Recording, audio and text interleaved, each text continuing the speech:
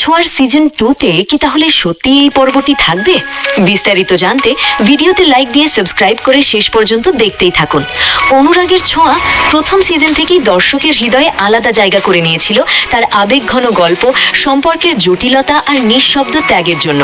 তবে এই যে গল্পটি তুমি বললে, দত্তক নেওয়া সন্তান, যমজ বোনের অজানা সম্পর্ক আর এক বাবার চরম আত্মত্যাগ, এই কাহিনীকে কেন্দ্র করে সিজন 2 আসলে সিরিয়ালটিকে একেবারে অন্য উচ্চতায় নিয়ে যেতে পারে।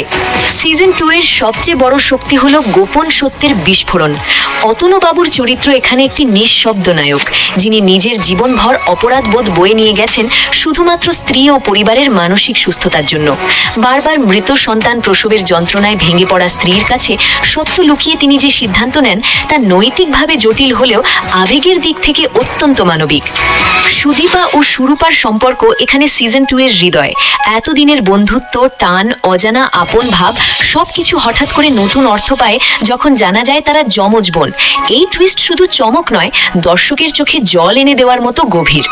সুদীপা দত্তক মা অর্থাৎ বড় মা এই সিজনের অন্যতম শক্তিশালী চরিত্র। তিনি সত্য জানতেন, তবু মুখ বন্ধ রেখেছেন ভালোবাসার মানুষগুলোর সুখের জন্য। তার সংলাপ, তার অপরাধ বোধ, আবার একই সঙ্গে মাতৃত্বের অধিকার, সব মিলিয়ে এই চরিত্র দর্শকের সহানুভূতির কেন্দ্রবিন্দু হয়ে উঠবে। বিশেষ করে সেই দৃশ্য যেখানে সুদীপা কাঁদতে কাঁদতে বড় মাকে বলে, তুমি আমার জন্ম দাওনি ঠিকই, কিন্তু আমাকে মানুষ করেছো, তুমি আমার মা। এই মুহূর্ত সিজন 2 এর আইকনিক দৃশ্য হয়ে থাকতে পারে। দুই বোনের শৈশবের ঘুমোপাড়ানি গানটি এখানে শুধু স্মৃতি নয়, এক সংযোগের সেতু। এই গানটি যখন সত্য প্রকাশের পর আবার শোনা যায়, তখন তা তাদের ছিন্ন ভিন্ন পরিচয়কে আবার এক করে দেয়। একই দিনে জন্মদিন উদযাপনের সিদ্ধান্ত গল্পে একটি আশার আলো নিয়ে আসে। যন্ত্রণার পরেও জীবন সুন্দর হতে পারে। পরিবার মানে শুধু রক্তের সম্পর্ক নয়, পরিবার মানে ত্যাগ, বিশ্বাস আর নিঃস্বার্থ ভালোবাসা।